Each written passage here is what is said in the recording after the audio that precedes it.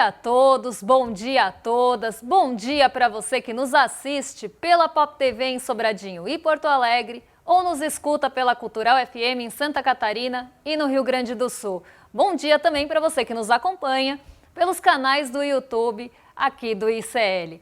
Vamos passar hoje pelos nossos principais assuntos do dia, porque o dia está corrido, então eu não quero perder tempo. Quero passar com vocês rapidamente aí pelo fechamento, pela agenda, porque a gente vai voltar naquele assunto hoje das taxas, da taxa das brusinhas, na verdade, ele deu o que falar e eu vou desmontar alguns argumentos que foram colocados aqui pra gente, até como um desafio, e eu quero trazer esses argumentos até pra gente trazer um debate saudável aqui no mercado de investimentos. Então já vamos passar pelo nosso portal e entender quais são os nossos destaques do dia hoje, porque o primeiro deles é o fechamento. O dólar subiu a R$ 5,00 e o Ibovespa caiu com tensão geopolítica e pressão dos bancos. Petróleo dispara e limita as perdas. Parece o dia da marmota de novo. Estou falando do mesmo fechamento de ontem, mas na verdade não é bem assim. Eu vou explicar aí o que mudou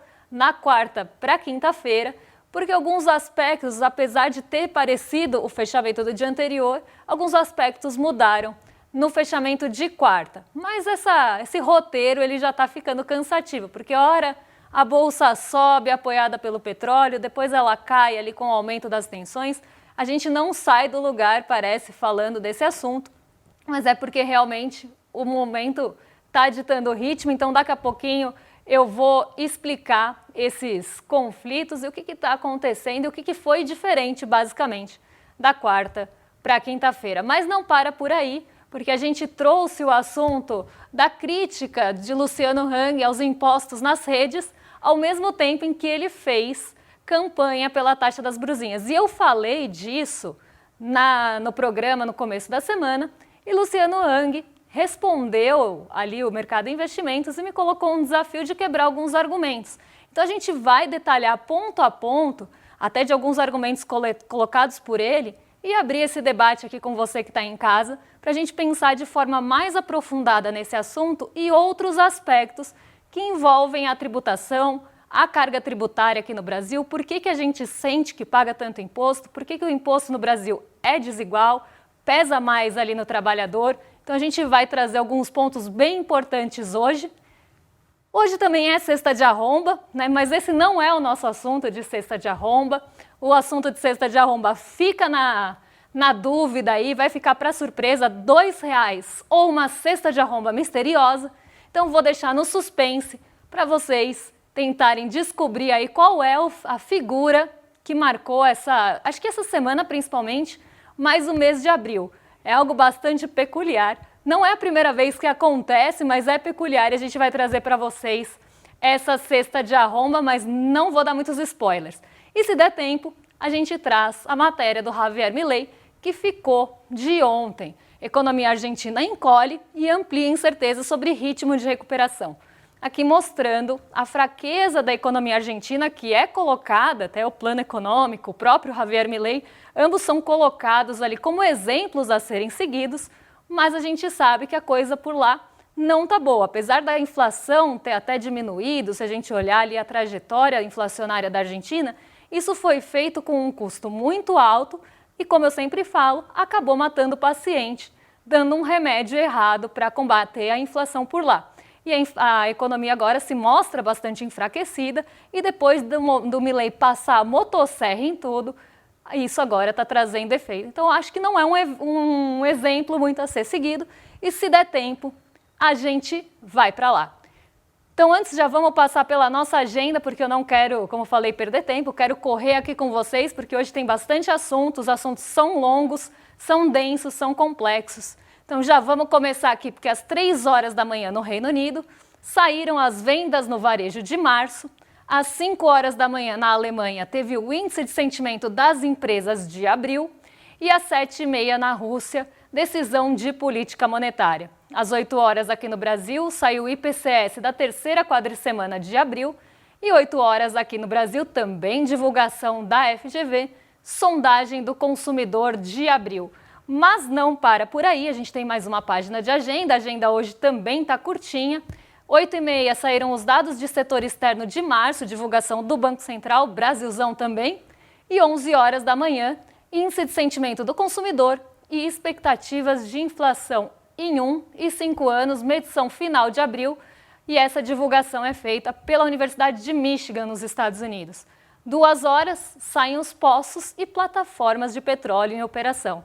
Lembrando que esses dois últimos dados aqui, divulgações e indicadores, têm sido olhados um pouco mais de perto, justamente porque a pressão inflacionária nos Estados Unidos tem acontecido e principalmente as medidas do governo dos Estados Unidos que têm levado a essa pressão estão sendo colocadas na centralidade. Então a expectativa para frente tem ganhado cada vez mais relevância e tanto os poços de petróleo e plataformas em operação, como aquelas taxas de destilaria, os dados de estoques de petróleo que saíram ontem, também têm ganhado mais relevância em meio a um governo que coloca o petróleo como central também, mas agora mais ainda com todo esse conflito e a questão energética do Estreito de Hormuz, a questão da logística energética também, tem colocado tudo isso na centralidade e nos holofotes. Então,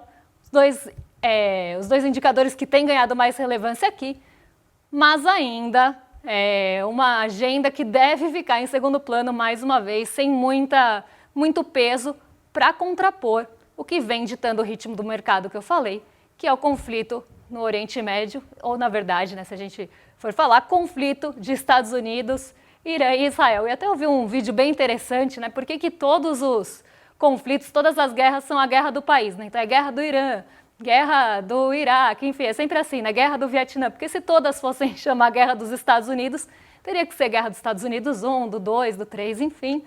Mas aqui, essa guerra, que agora é chamada conflito aí do Irã, guerra do Irã, tem se sobreposto a qualquer outro aspecto que a gente possa pensar em indicador econômico. Às vezes os balanços corporativos ganham um pouco mais de relevância, mas no geral está tudo ficando em segundo plano. E como a gente já está falando dele, vou emendar o fechamento aqui, porque ontem foi mais um dia de queda na nossa bolsa, dólar subiu, mas ainda ficou ali nos R$5, e queda no Ibovespa, até afastando o Ibovespa daquele pico que a gente viu acontecer, naquele recorde que quase chegou aos 200 mil pontos, mas que agora o Ibovespa se afasta pouco a pouco ali, paulatinamente, desse recorde alcançado durante o mês de abril. Então vamos ver como é que fica o fechamento aqui, eu vou explicar as diferenças de ontem para hoje, porque diferente do fechamento que a gente comentou ontem, referente à quarta-feira, o Ibovespa tinha caído, refletindo o mercado fechado do feriado de Tiradentes. Então, como aqui a gente ficou com o mercado fechado no dia 21 e lá fora a operação foi normal, as empresas brasileiras negociadas no exterior caíram. E quando a gente tem o mercado voltando depois do feriado, elas ajustam a essa queda marcada ali no exterior. Então, é como se a gente estivesse compensando o mercado fechado do dia anterior. Mas Nova York foi positiva, até renovou recordes e teve ali um desempenho positivo, contrariando o Ibovespa. E o dólar subiu, mas subiu pouco. Na quinta-feira, essa figura muda. Na quinta-feira, o Ibovespa passa a andar de mãos dadas com Nova York, porque o S&P 500 caiu 0,41, a Nasdaq 0,89 e o Ibovespa, por sua vez, 0,78. Então, aqui é um dia que o Ibovespa acompanha o movimento do exterior e muito desse ritmo, mais uma vez ditado, como eu já falei várias vezes aqui, pelo conflito entre os Estados Unidos, Israel e Irã.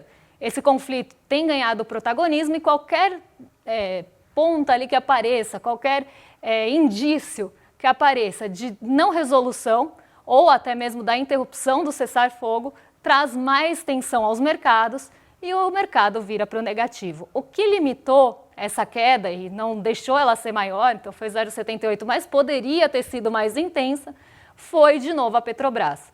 A Petrobras teve o seu quarto dia positivo seguido, embalada pelo preço do petróleo, que subiu mais uma vez em meio a esse acirramento das tensões geopolíticas e militares também, porque a cada vez mais se aproxima esse medo, esse temor de uma escalada militar e até o aprofundamento disso. Quanto mais você afasta a resolução e traz essa incerteza em relação ao cessar-fogo, abre espaço para o mercado começar a pensar que isso possa até subir e escalar cada vez mais. O conflito possa ficar mais aí denso e escalado. E isso acabou ditando o humor azedou lá fora, isso chegou aqui, então todo mundo no negativo na quinta-feira e o dólar respondeu na direção contrária, como era de se imaginar.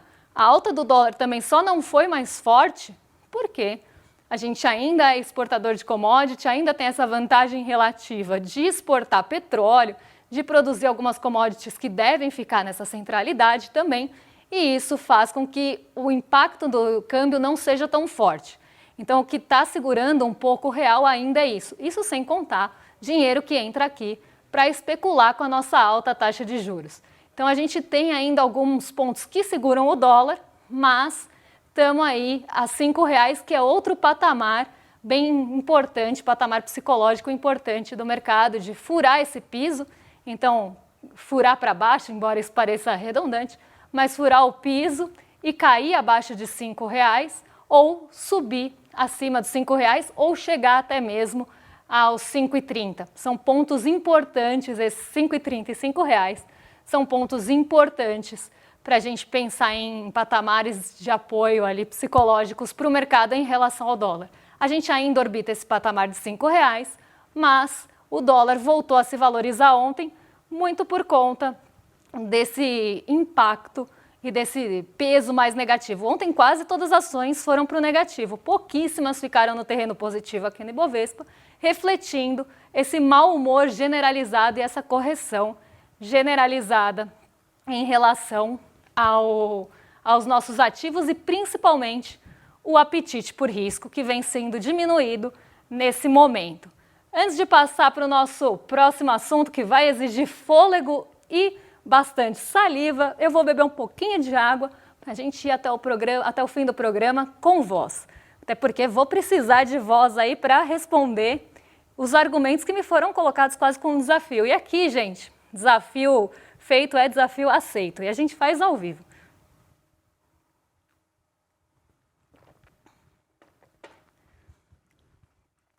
Então vamos lá, porque a gente teve, como a gente já passou aqui na matéria no nosso site, matéria incrível, inclusive, de Kleber Lourenço, que teve uma sacada muito boa de colocar o post do Luciano Hang, popularmente conhecido como Véio da Van. Ele fez nessa matéria que contrapõe e aponta uma contradição no discurso do Luciano Hang. Qual que é essa contradição? Ele apoia a taxa das brusinhas, como também ficou popularmente conhecida a taxa da importação, que voltou a ser cobrada depois da isenção do remessa conforme, depois daquela história toda que eu já contei que existiu o imposto, mas tinha uma forma de burlar, e aí as pessoas achavam que era uma regra, mas na verdade não era.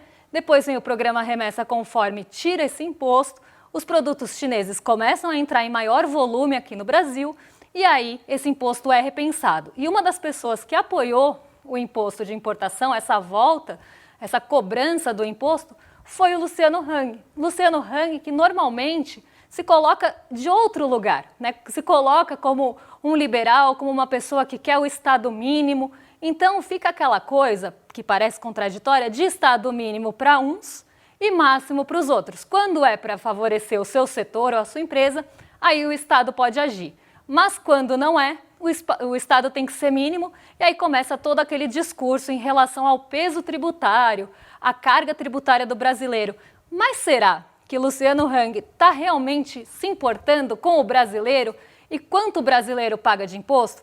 Então a gente vai colocar aqui o comentário dele e eu vou tentar quebrar ponto a ponto, vou tentar não esquecer de nenhum, porque são muitos aqui. Então vamos lá. Primeiro ele fala que eu faltei com a verdade, queria saber onde, porque afinal eu peguei uma matéria de uma pessoa bem confiável aqui do nosso portal, não à toa nós somos o portal mais confiável, né, o veículo mais confiável de notícias, mas a matéria não coloca nada que seja criado ou inventado, porque ele realmente fez o post no dia 21 de abril defendendo essa diminuição de impostos, ele até fala aqui na própria resposta, e ele já publicamente defendeu o imposto de importação. Também tem vídeos exaustivos dele pedindo a senadores que aprovem essa tributação, que cobrem o imposto de importação aqui no Brasil. Então, sim, ele foi um defensor de taxa de importação, ao mesmo tempo que também defende Estado mínimo e fez sim esse post. Então, eu queria saber onde é que faltou a verdade aqui.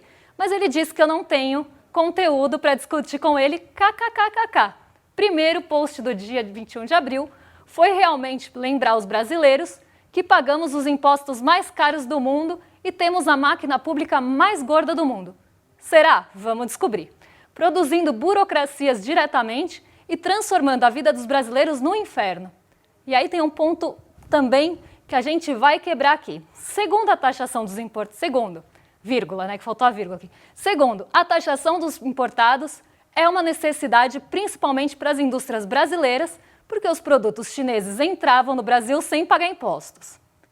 Será que todos os produtos chineses entravam aqui sem pagar impostos? Vamos descobrir também. A luta é essa, baixar os impostos do Brasil para que possamos também vender os produtos brasileiros pela metade do preço. Será que Luciano Hang está disposto a mexer na taxa de lucro dele? Será que em algum momento ele lutou para mudar a carga tributária ou ele só tentou colocar uma carga tributária para ganhar alguma vantagem competitiva ali? Também vamos descobrir.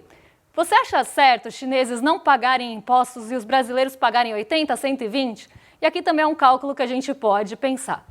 Me chame aí para discutirmos esse assunto. Como a gente não conseguiu, né, não vai conseguir chamar em curto espaço assim, eu vou responder ponto a ponto esses argumentos de Luciano Hang, já que ele colocou aqui, e muitos deles são repetidos reiteradamente por brasileiros, porque ficam no nosso imaginário mesmo. A gente acha que a nossa carga tributária, e eu já ouvi isso de diversas pessoas, e de pessoas de diferentes espectros políticos, falando que sim, a nossa taxa, nosso imposto é o maior do mundo, que está muito difícil viver no Brasil por conta da carga tributária. Eu acho importante a gente pensar por que disso. Então eu separei aqui alguns argumentos para a gente ir quebrando ponto a ponto o que Luciano Hang colocou aqui para a gente discutir. E eu quero fazer um debate honesto e um debate aqui também honesto com vocês em casa e respeitoso. Então vamos lá, porque o primeiro ponto é que ele afirmou que o Brasil paga os impostos mais caros do mundo e tem a máquina pública mais gorda do mundo. E aqui a gente não paga e não tem. Isso não é uma opinião minha, tá, gente? Então, eu não tirei isso de nenhum lugar. Isso é uma opinião, na verdade, isso é um dado constatado por diversas pesquisas e diversos estudos. A gente tem estudos da OCDE que mostram isso, tem estudos do IPEA que mostram isso, estudos seríssimos que mostram que o Brasil, na verdade, ele tem uma carga tributária na média do mundo, de 32,4% em 2025, isso em relação ao PIB. Então a gente não está fora da realidade e muito menos nos primeiros lugares. Inclusive, a média dos países da OCDE, que é aquele clubinho dos países ricos, é de 34%. A França, por exemplo, cobra 46%. A Dinamarca cobra 45%. A Itália e a Alemanha passam dos 40%.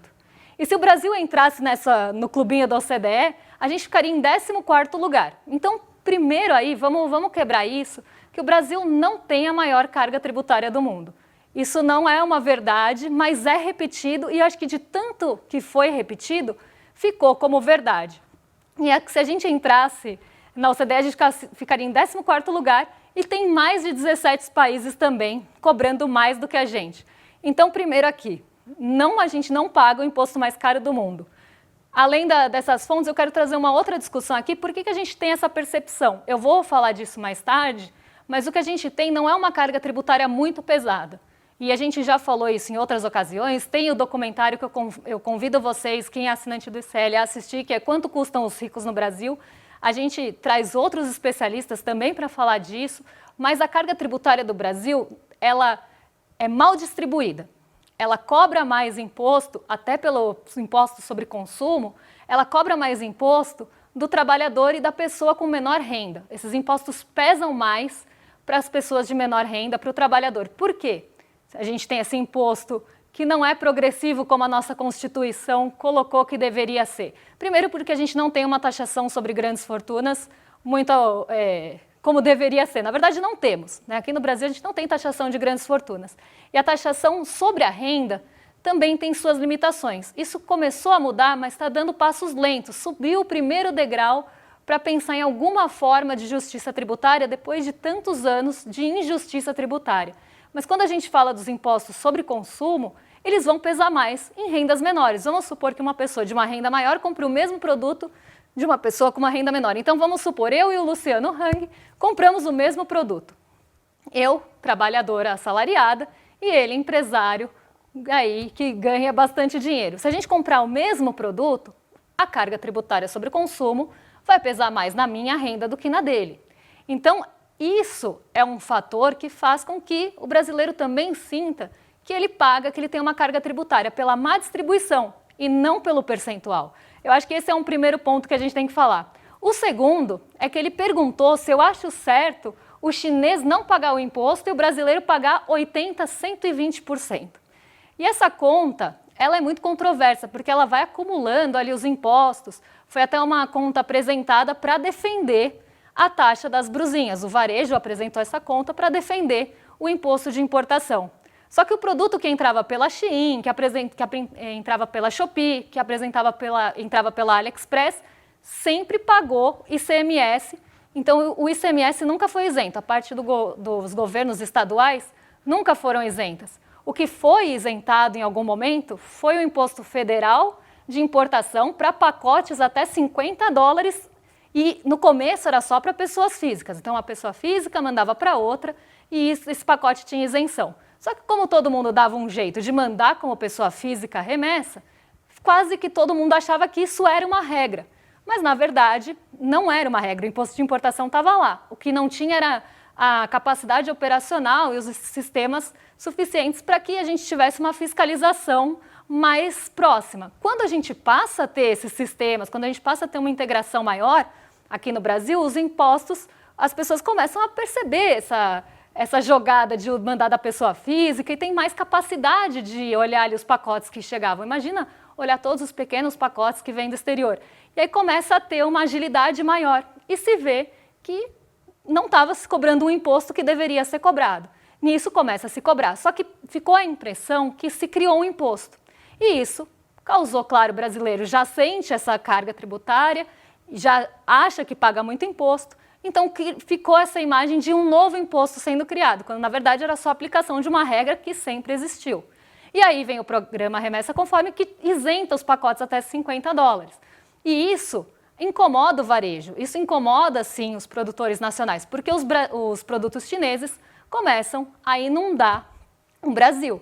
Então vem um monte de pacotes de fora, de forma até competitiva em preço, em relação ao que se produz aqui, o que se vende aqui. E aí teve toda vou usar aqui a palavra, mas teve toda uma reunião e uma movimentação para que se voltasse a cobrar imposto.